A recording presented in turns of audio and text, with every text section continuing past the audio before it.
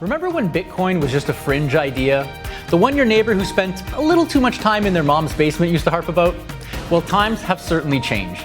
Now the world's largest asset manager is among those offering Bitcoin products, and it thinks they could help diversify your portfolio and maybe even boost your risk-adjusted returns. So let's find out why.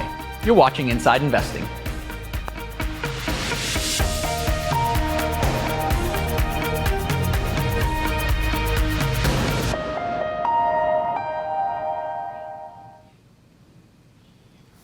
Hello everyone, welcome to another edition of Inside Investing, the show that helps you level up your financial knowledge and sharpen your investing skills.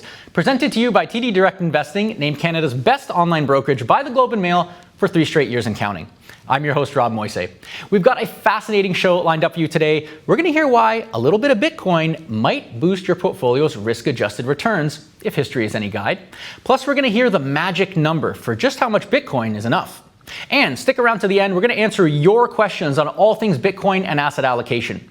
So let's dive in. Joining us is Robbie Mitchnick, head of digital assets at BlackRock. BlackRock is the world's largest asset manager by assets under management. Robbie, great to have you with us. Thanks for taking the time. Appreciate you joining us. Hey, Rob, great to be here. Thanks for having me. It's nice to have a fellow hockey fan on the show here. A little bit of pain for our Toronto Maple Leafs last night here, but maybe there's a rebound in sight here. But in any case, Bitcoin I hope is so. yeah, Bitcoin is the topic du jour here today. And listen, before we get into that, I just want to say you have a really interesting job. Your job title is one of the more interesting ones I've come across here in the financial industry. So just tell me a little bit about how you found yourself in this role and the kind of stuff that you do as head of digital assets at BlackRock. Yeah, sure. Well, it has been an interesting journey. I'm from Toronto, as you alluded to. Did undergrad up there at Queen's, and when I started my career, which was also in Toronto, I was at CPP Investment Board doing initially public markets and then private credit. And it was only when I went to business school, I did business school down in the U.S., that I ended up working for a company called Ripple, which this is the summer of 2017, and that turned out to be a pretty fortuitous time to be entering this space. It was what we now call the third crypto cycle, the third bull market, or crypto's now had 5 boom and bust cycles. And that sort of launched my pivot into this digital assets arena, because obviously the technology and the opportunity was too exciting to pass up as a go forward opportunity path. And BlackRock at that time was just beginning to explore the space, and so I came in and was the first full-time employee in the whole blockchain digital assets domain. And early days was a lot more focused on kind of operational potential applications of blockchain. And then as the years have gone by, and we get into sort of what propelled that transformation, we've started to become a significant player, obviously, within crypto itself. Yeah, certainly. I mean, BlackRock is now, among the financial institutions that are offering Bitcoin investment products. So that happened a few years back, and it was a really big shift for you and also other financial institutions that are now in the game. They largely avoided crypto before. Some were downright skeptical of it. So I'm curious, what was the pivot point for BlackRock that made Bitcoin kind of a mainstream consideration for you guys? Yeah, I don't think there was any one specific pivot point, but rather a compilation of factors over a period of multiple years. And the 3 biggest drivers of that were, one, the infrastructure build out, the institutionalization of this space that came in part from, we've seen $100 billion in venture capital funding flow into the digital assets industry since really 2020. And with that has also come a tremendous influx of human capital, of human talent as well, that has really upgraded the quality and caliber of the firms providing infrastructure and solutions in this space. So that was significant. 2 is the regulatory and political evolution. And I would say over multiple years, you've seen across many countries around the world a gradual recognition going from musing on, is this something we're going to ban? No serious actors talking about banning it at this point, to this is a technology that's here to stay, and how do we wrap our arms around it and harness its innovation potential through a constructive regulatory regime. So that's an important shift. And then the third one, maybe the most important, is we just saw steadily over and over a significant level of demand and interest from our clients, and in fact also a frustration that existed with not being able to get access to crypto, especially Bitcoin, in a turnkey, convenient, safe way. And so when you put those three together, that ultimately caused us to build conviction that we could enter this space. We could do it in a BlackRock and iShares quality way, and that we had a real problem that we could help our clients solve. Okay, so Bitcoin was a baby before. Now maybe it's in its teenage years, maybe we could say. And Bitcoin is very top of mind for investors today, as you sort of alluded to there. We've seen concerns about economic recession, fears about the US dollar stability and stuff like that. And Bitcoin has been on a roller coaster ride this year. It's often on a roller coaster ride in any given year, but certainly this year it has been as well. I'm curious, what has been driving the Bitcoin price as you see it this year? Yeah, well, I think it probably helps to zoom out a little bit further to start of 2024. So 2024 was when the suite of U.S. spot Bitcoin ETPs launched, which was a historic moment. That was a big catalyst because it really, for the first time, opened up mainstream access to Bitcoin to the fullest array of institutional and wealth advisory firms who, prior to that point, really didn't have a practically feasible way of getting direct exposure. And so there was certainly a rally on the back of that as a new significant slice of demand was suddenly unlocked, and we saw that through 2024.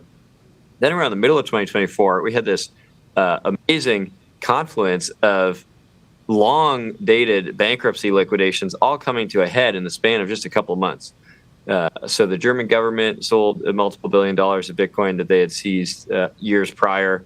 There may have been some selling of the U.S. government's position at points in 2024. We saw the Genesis bankruptcy from 2022 that, after a multi-year process, got to liquidation. And then we also saw Mt. Gox, which was a 10-year-old bankruptcy case, finally get to resolution and start to do liquidation. So that was a real source of significant selling pressure around the middle of 2024 that kind of muted and plateaued the rally that's been happening. And then late 2024, based on a variety of factors, but certainly political and regulatory tailwinds that the market perceived were part of that. You saw a renewed rally. Some of that gave back early in 2025. Part of that was, choppiness around the Bybit episode, where there was a hack at a Asia-based crypto exchange that influenced the market for a while. And then I think the market's trying to figure out what to make of the economic news and how exactly that impacts Bitcoin. Of late, it's been rallying, obviously. I think certainly U.S. dollar weakness, fears over debt and deficit accumulation in the U.S. and abroad have been drivers of that. As ever, Bitcoin is seen by many around the world as a potential hedge against inflation. So all those things are coming together, but it's a little bit of a clouded picture of late that I think has left a lot of investors thinking, what exactly do we make of this, and how do we think about what it means going forward? Yeah, and on that note, there's a lot of obviously factors here to consider that are driving Bitcoin here, and a lot of them boil down into the case that you guys have for considering Bitcoin in a portfolio. So let's get down to the heart of our conversation here, why investors, DIY investors, might want to consider holding Bitcoin in their portfolio. For those in our audience, if you want to get in on this conversation, we'd love to have you, so make sure you submit your questions to us. If you're watching on Webbroker, you can use the chat box to send your questions to us. If you're watching on our broadcast platform, you can use the questions and comments box there. And if you're on our YouTube live stream, you can click on the link in the description. It's going to take you over to the broadcast platform that we're using. You can ask your question from there. All right, Robbie, let's get down to business here. Lay it out for us, this case for the potential benefit of a DIY investor holding some Bitcoin in their portfolio. What is it? Yeah, well, I think, Rob, it probably is most helpful to put that in the framing of what it is that makes Bitcoin a significant innovation in the first place. And the best way to do that, in my view, is to think about it in the context of the history and evolution of money. And money through the centuries and millennia has taken on many different forms. In very early times, it even was things like seashells that could form money. But then more consistently, you had precious metals, you had coins containing precious metals, you had banknotes that were backed by precious metals. Now today, primarily banknotes not backed by anything physical, but just by the government economy that they run on.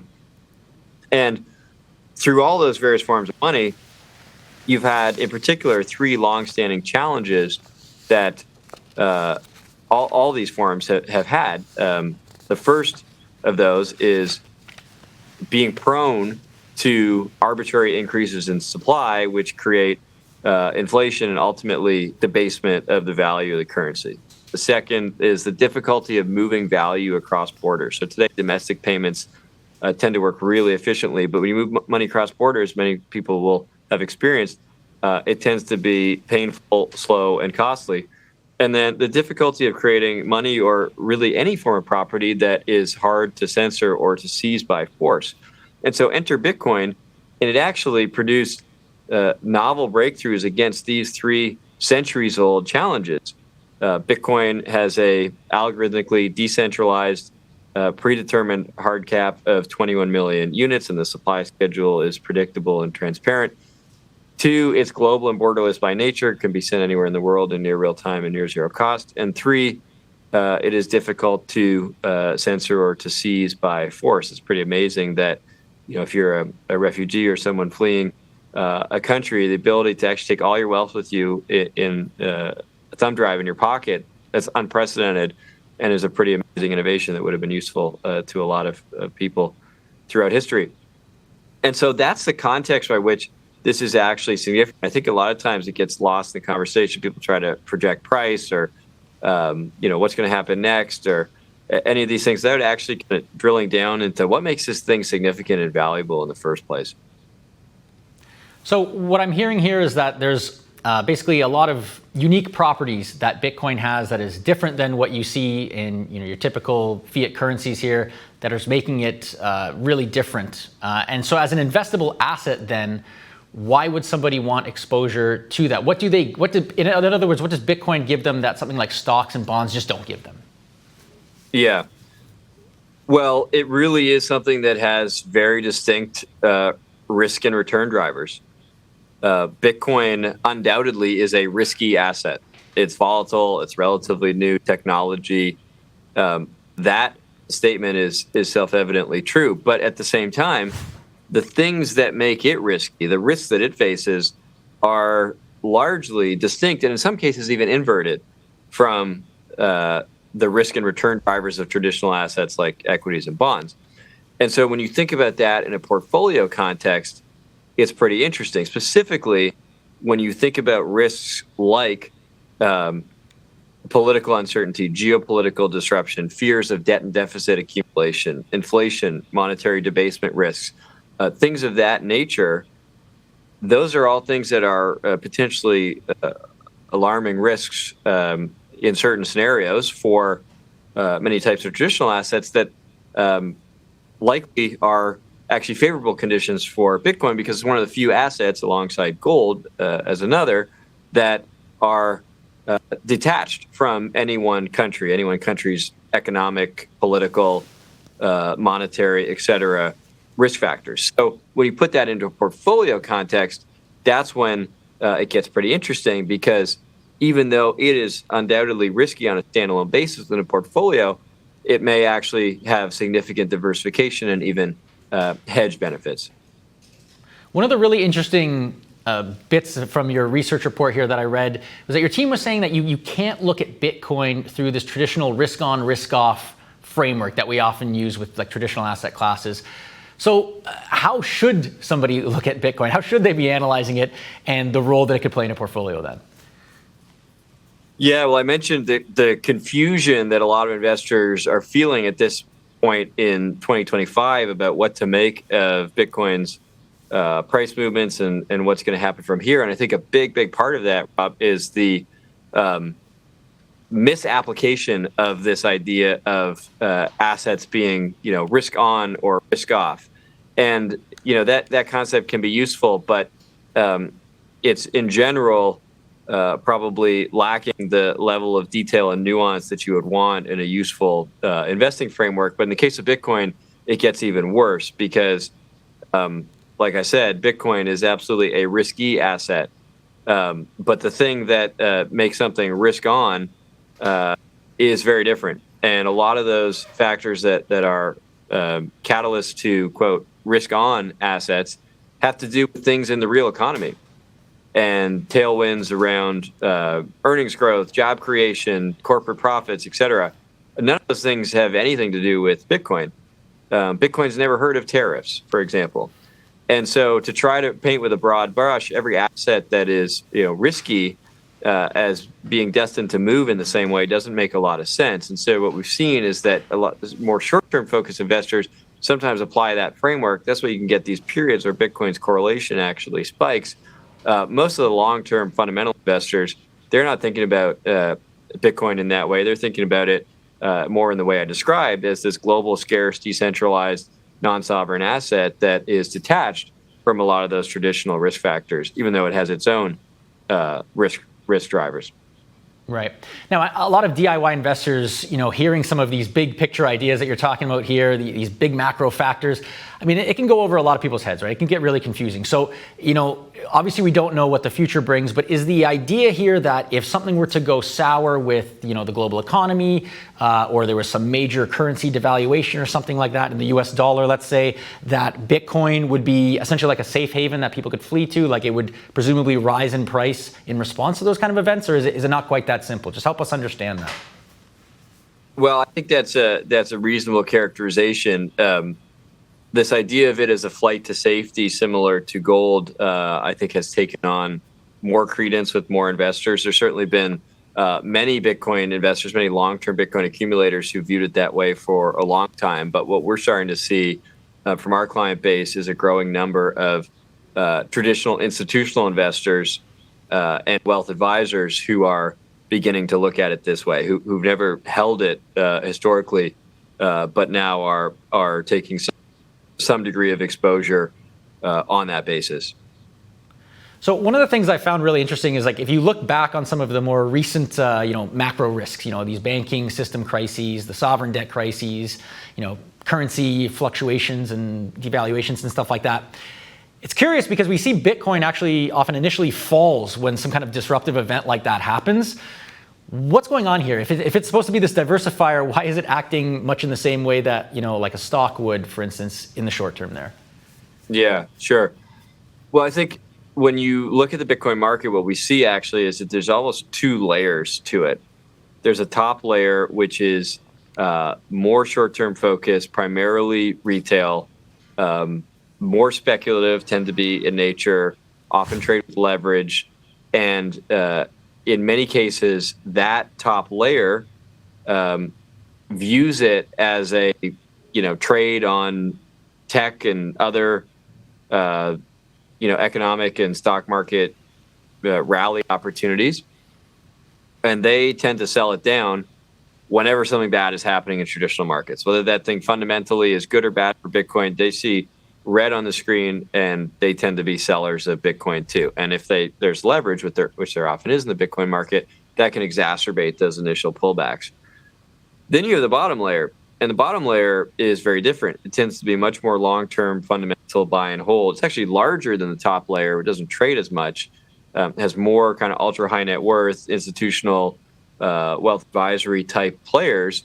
And they view Bitcoin more through the lens that you and I were just discussing as this emerging global monetary alternative that is a diversifier and a potential hedge against some of these left tail risks that exist elsewhere in the portfolio. And so sometimes when you see those initial sell-offs on things that actually more fundamentally might be a catalyst for Bitcoin because there's a degree of disruption elsewhere that plays to Bitcoin's benefit, that lower layer over time starts to accumulate more. And as we can see in the chart you just showed, even by 60 days in some of these globally disruptive events, you have Bitcoin rallying, in some cases pretty significantly.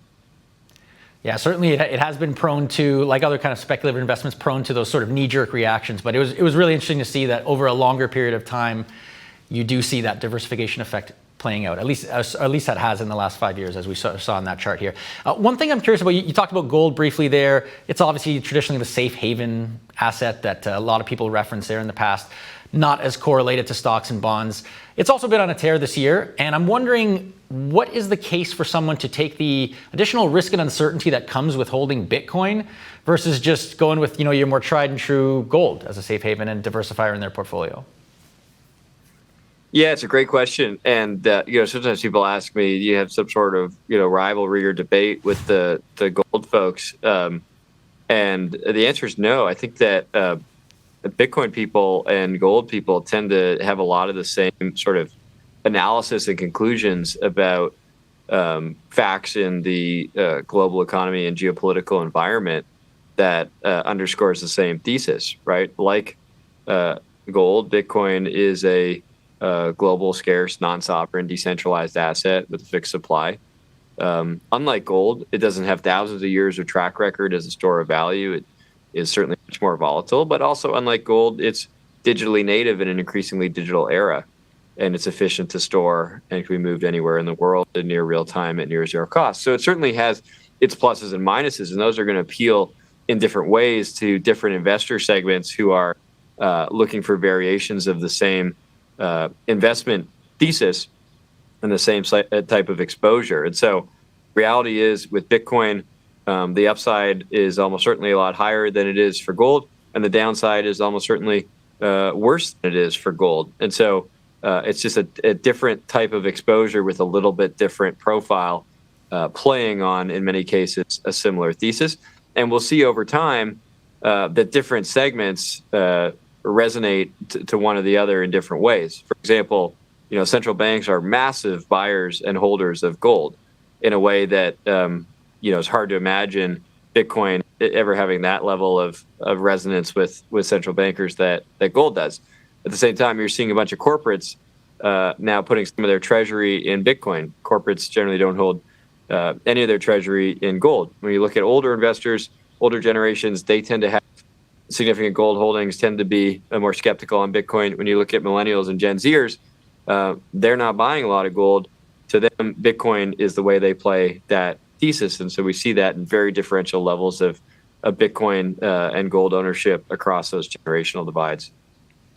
Okay, so generational divides, but it also kind of depends on what you're sort of after in your portfolio. Bitcoin, I guess it would be fair to say, a little bit more high risk, high reward than gold, but gold, somewhere a little bit more on the less risky, but lower floor is what I'm kind of hearing there. One thing I wanted to ask you though, this thesis that you have here about Bitcoin as a diversifier in the portfolio, does it apply to other major cryptocurrencies, your Ethereums or Solanas, just as a couple examples here? Does that same logic apply, or is there something unique about Bitcoin as a diversifier? Yeah, it's a great question. And we do believe that Bitcoin is in a category of one within the crypto space, that it has carved out a pretty clear claim to this idea of being sort of the gold standard of crypto and this emerging global monetary alternative that doesn't really have competitors for that mantle anymore. There've been a bunch over the years, that particularly in the early years, that tried to claim that, but I think that question's been settled quite decisively. But that doesn't mean there aren't many other crypto assets out there. Some of them very interesting, targeting very interesting and different use cases than what Bitcoin is. So take Ethereum, for example, which is building a global decentralized computing network that all kinds of flexible applications can be built on top of in a way that Bitcoin is not trying to do, is not designed to do, likely couldn't do based on the way it's been built to be this robust monetary alternative. And so Ethereum is interesting. You mentioned Solana. There's many other assets out there. Some of them certainly are of very dubious value, so investors have to be careful. But there's lots of interesting projects and development areas happening. There's going to be different investment theses and different types of trading behaviors, portfolio characterizations, you would not think of them as necessarily diversifiers or hedges in the same way that investors might think of Bitcoin. They're going to be much more akin to a venture equity or other sort of tech exposure that's going to trade very differently in a portfolio that actually does look probably more like risk-on assets. Not to lean into that framework, which has its challenges as I've noted, but those you would expect actually over time might be more correlated with tech in a way that Bitcoin is not. They may over time be more correlated with tech than they are with Bitcoin, even though that's not yet the case today. Okay, really interesting perspective here. Appreciate you filling us in on the big picture about Bitcoin. We got a lot more to get to, but before we do, just want to remind our viewers that if you are enjoying the show so far and you want to get sneak peek at upcoming episodes, then check out TD Direct Investing on YouTube, on Instagram, on Facebook. You can get a ton of content designed to help you level up your financial knowledge and build your investing skills, so give us a follow. Anyway, Robbie, let's get back to the grind here. We've heard your big picture considerations for Bitcoin in a portfolio, but now let's kind of drill down to actually putting some of this stuff in practice. And I guess the most logical question is, as a general rule of thumb, if there is one, how much Bitcoin might it make sense for a DIY investor to consider holding within their portfolio?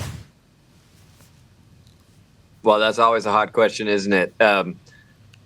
It's hard to answer that in a really precise way, right? And it certainly depends to some degree on investor characteristics and what they're solving for. What we've seen from a number of our clients, when we think about allocators from large diversified institutional portfolios in many cases, a common range is sort of in the 1% to 2% range. And we see that playing out a lot. And historically, certainly, what you saw from that is a pretty material positive impact on portfolio return with a pretty modest impact on portfolio volatility. And that's because even though Bitcoin's been so volatile, a lot of that volatility has been idiosyncratic, and so it gets diversified away in a diversified portfolio when you're talking about small allocations to Bitcoin. Now, the historical returns of Bitcoin almost certainly won't be repeated. Bitcoin's gone up by 6 orders of magnitude since it first started trading on exchanges 15 years ago. So that's 1 million X. That's certainly not going to happen again. Nothing like it will. And it's hard to predict what actual go forward expected returns might be. But what we've seen is that pattern of 1% to 2%. In fact, one of the BlackRock model portfolios that we manage and guide clients to, which is called target allocation with alts. That's a model portfolio that has a dedicated alternatives allocation in it. And in that portfolio, they recently added a 1% to 2% target allocation to Bitcoin. So what would happen then if somebody had more Bitcoin in their portfolio, call it like 10% or something like that? How would that impact the portfolio risk-adjusted returns? Yeah. So at those larger levels, what you're going to see is that the standalone volatility of Bitcoin starts to have a bigger overall impact on total portfolio risk. And so that, you don't hear us, advising investors to take big concentrated positions in this for that reason, because that then in that situation, the elevated volatility of it in its own right actually starts to be a pretty big driver of overall portfolio risk.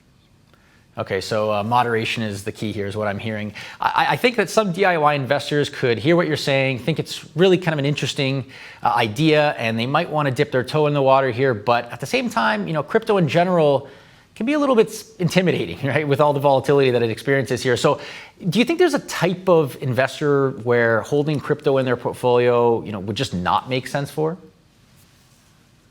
So one framework that I think sometimes gets misapplied here is that it's simply about risk tolerance. And I think that's not the right framework, because as we've talked about, the risks associated with Bitcoin are very different from some of the risks that exist for other assets in a portfolio. And so asking the question, is this too risky for us or for me, is probably not the right answer. Probably a better way of approaching this is to say, how comfortable am I with the potential for severe short-term drawdowns? Because that is something that certainly has happened quite frequently throughout Bitcoin's history. And for an investor to be allocating to Bitcoin, they need to be comfortable understanding that there may, in fact, there will be periods where a significant pullback happens in a short-term window. Now, most investors, the investors that have done the best over time in this space, have taken a very long-term buy and hold view, where if you held it, for 1 year or 2 years, there were some instances historically where you were down. Historically, 3+ year holding periods, universally, investors were in the money on their positions, which doesn't mean that's guaranteed to play out going forward, but it does speak to the benefit of taking a long-term buy and hold approach here and not trying to market time.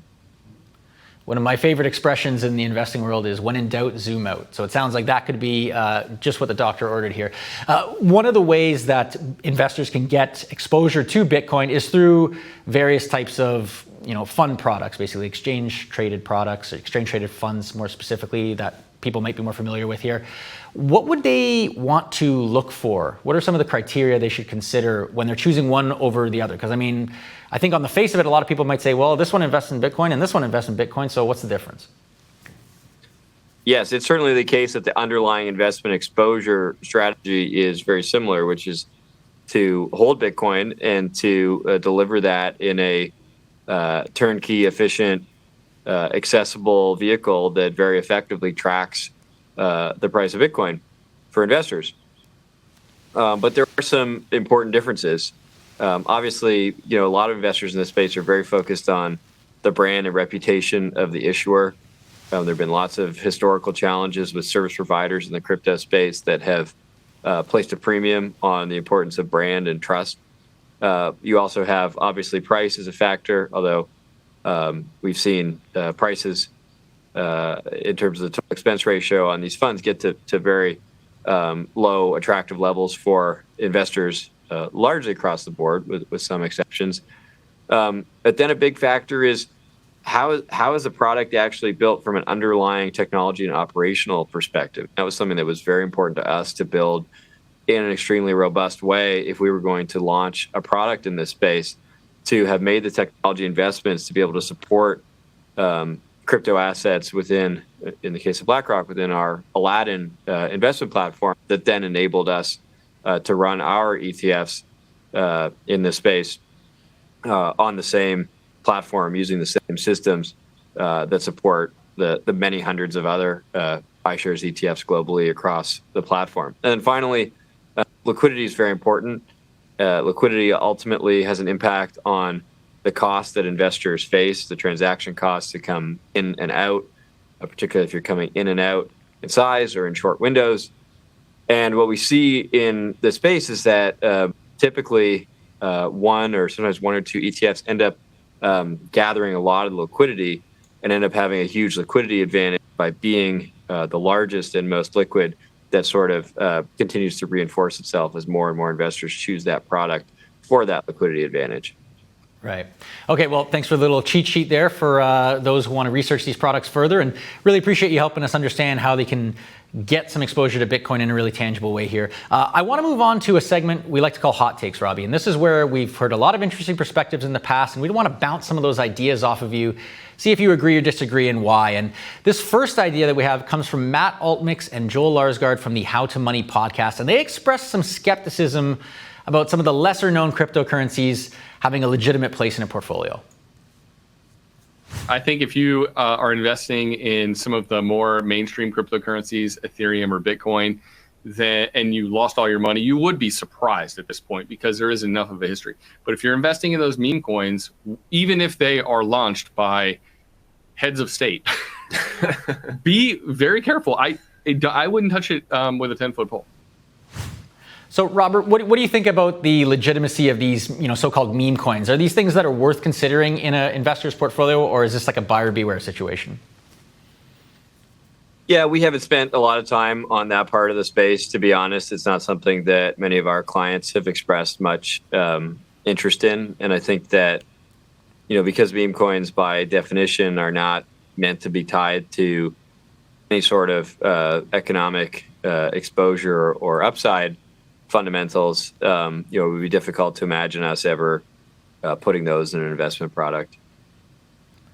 Okay, so it sounds like buyer beware. Know what you're getting into then if you're pursuing this type of thing. I know a lot of like 20-year-olds that are really interested in this kind of stuff. So anyways, it sounds like a word of caution for them.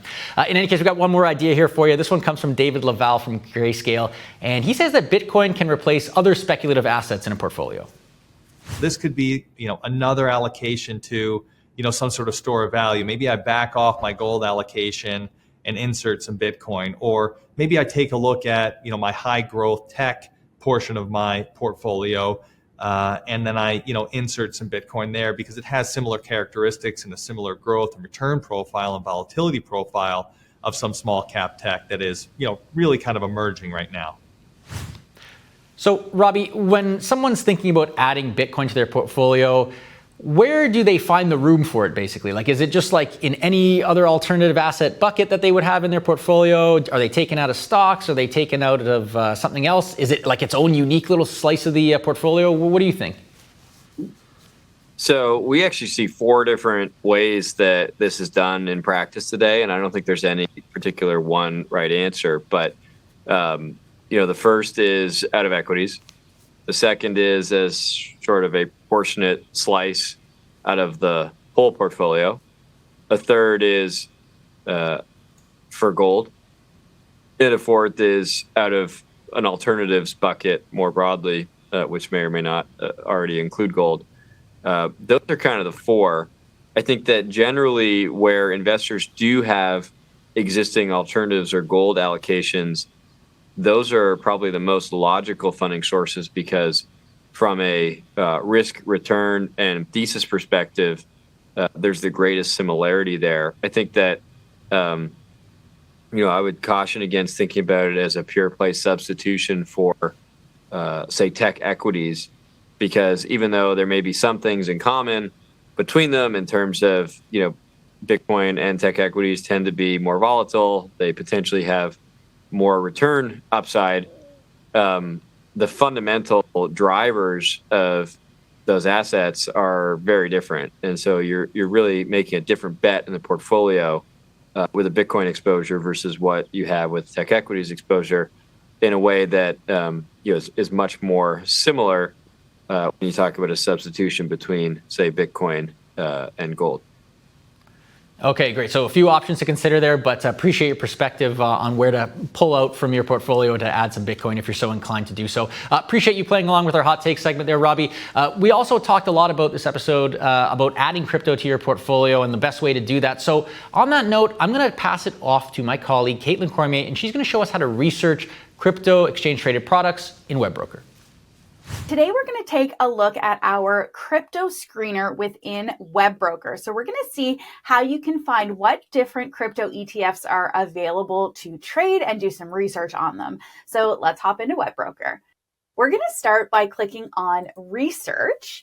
And once we're under Research, we're going to go under Tools and click on Screeners. Once we land on this page, we're going to see we're under the theme page, and this top right ETF screener is the one we're going to choose. So Bitcoin ETFs, exchange traded funds that invest directly in Bitcoin. We're going to notice that there are 31 matched results for this particular screener. As we scroll down, we can see what those 31 matches are. You'll notice that there's both Bitcoin and Ethereum ETFs here. So we are under crypto rather than just Bitcoin. You'll notice that there is the price performance and stock price or unit price of the ETF listed here. If you're looking to filter down a little further, get a bit more detail on these ETFs, then we can kind of filter down even further from those 31 matches. So let's choose a couple more things to use to filter. I'm going to click More Criteria, and let's start with adding the volume 90-day average. So perhaps amount of liquidity is important to us, making sure that it is an actively traded ETF. So we can choose a volume 90-day average and we can just list it there as criteria, or we can put a minimum in to say that we're looking for the ETF to trade, for example, at least 20,000 in the volume 90-day average. Let's also go ahead and choose more performance information. So maybe we'll look at the price performance 52-week, meaning over the last year. And again, we can put a kind of a minimum here. Maybe we're looking for at least nothing more than -20, let's just say, over the last year, or we can just leave it as sort of an additional metric to look at. Either way, we've taken the 31 matches down to 19, so we've filtered down a little bit further. They are listed in kind of order of ranking based on the criteria we've chosen. So you'll notice the first one here. If I click on it, it will show me how this ETF ranks against the other screen results based on the criteria that we've chosen. So that's why it's listed as number 1. But if we want, as you see, I just clicked, we can actually rearrange the result based on different information. So maybe if volume is the most important to me, I can arrange based on the highest volume average, and then it's going to rearrange the rest of the results based on that. Whenever I'm ready, if I see some different ETFs that kind of pique my interest that either I want to do more research on or trade, then I can move on from here. One of the easy ways to do that is to take note of the symbol and go ahead and add it to a watch list so that I can view it more, or I can just go simply and trade this particular ETF as I would any other ETF. All right, Caitlin, thank you very much for showing us the ropes here. Robbie, that's all the time we have for the interview portion of our conversation here, but we got a lot more to get to here. We're going to take some questions from the floor from our audience. You're ready to hear what they want to know more about. All right, I'm going to take that as a yes. Let's get to it. We got Carlos here. Carlos has, based on various hacking incidents that have made the news, it seems holding Bitcoin in a true account is more risky than investing in an ETF. Any thoughts on that, Robbie? What do you think? Yeah, well, I think that certainly there have been a number of issues historically with some of the crypto exchanges, particularly some of the offshore crypto exchanges in terms of the way they've gone about security. When it comes to the ETFs, underlying it, of course, there is a custody apparatus that is happening. And, I think that what we obviously felt strongly about from a BlackRock and iShares perspective was that we needed to build the most robust possible custody configuration in an institutional grade way in this space. So we did that in concert with Coinbase Prime, their institutional prime brokerage and custody offering over a period of multiple years, the way that was built, and then integrated into our Aladdin investment system as well. So we feel very high conviction, and we're quite proud of the solution that we built. It is certainly easier to get access to that through an ETF than for any individual investor to try to replicate that degree of institutional grade custody setup on their own. Okay, interesting stuff here. Let's move it along to Allison here. Allison says, my understanding is that one of the bigger hassles is to cash out of Bitcoin. Can you talk about safe ways to cash out, and does it always take a long time? Right. So if you're using the ETFs, then it's just like trading out of a stock position and ending up back into cash. If you're investing directly in Bitcoin, then it depends on the platform in terms of how the cash out works. The first step is to sell on whatever exchange you have access to. Now, some users will keep their Bitcoin on an exchange that tends to not be considered best practice from a custody security perspective, but does have the advantage of making it more convenient to sell if and when you need to. If an investor has it through their own custody setup, then they first have to move it to an exchange, which can be a little bit of a operationally fraught process because you need to make sure that you get all the addresses right, don't make any mistakes in that process. Then you sell it on the exchange, and after that, the exchange will give an option to wire or do some sort of withdrawal message to a bank account that you have on file. So it can be a little bit more difficult than a traditional ETF mechanism. Yeah, certainly the nightmare scenario is the lost keys problem, and then you can't figure out how to get access to this Bitcoin that you've got stored here. So certainly the innovation of exchange-traded products, exchange-traded funds that hold Bitcoin can be really compelling, I think, for a lot of DIY investors who just want to keep it simple here. Let's move things along here. Lily's got a question for us. She says, I see one of the arguments in favor of Bitcoin is that it has a fixed supply, and that's something that you alluded to earlier, Robbie, but couldn't that simply be changed in the future and sort of undercut that scarcity argument? Yeah, so you can think of it a little bit like changing the Constitution, just harder. Technically, it can happen, but there's a very, very high threshold for what it takes to make that change. And because the 21 million supply cap on Bitcoin is seen as absolutely fundamental to what it is and is largely understood that way across the Bitcoin ecosystem, it's just about unfathomable to imagine actually a movement taking hold and gaining the kind of traction that would be needed to make a change of that nature. Okay, we got time for one more question here. This one's coming from Manesh. Manesh says, so-called whales reportedly hold the vast majority of crypto like Bitcoin, which means its price dynamics are dictated by a very small group of investors. Doesn't that kind of push back against this decentralization narrative and the benefits of that? What do you think about that, Robbie?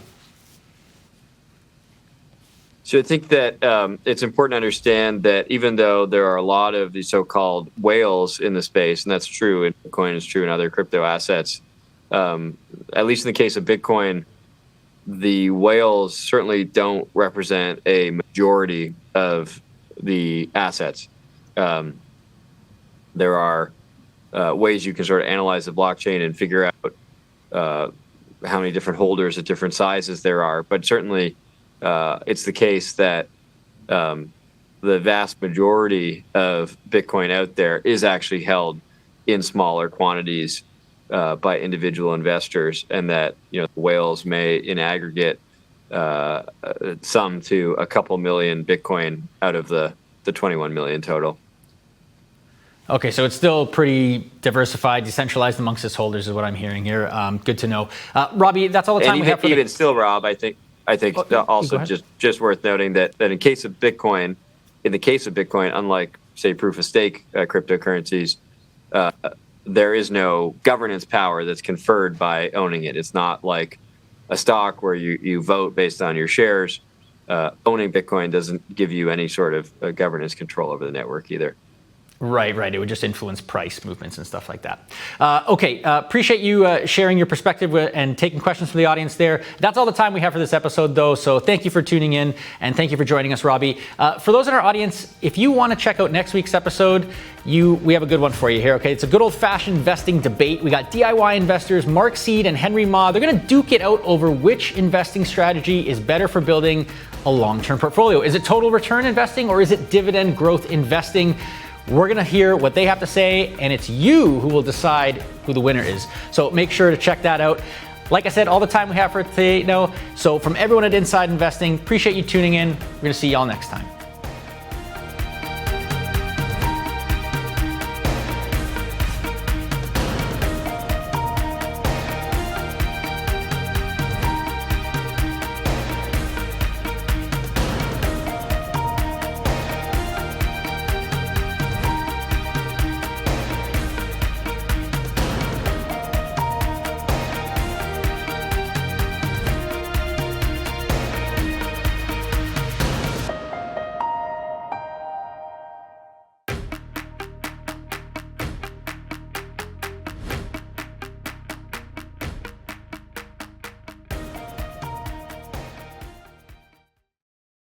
Have more questions? Check out the links to the right and in the description below.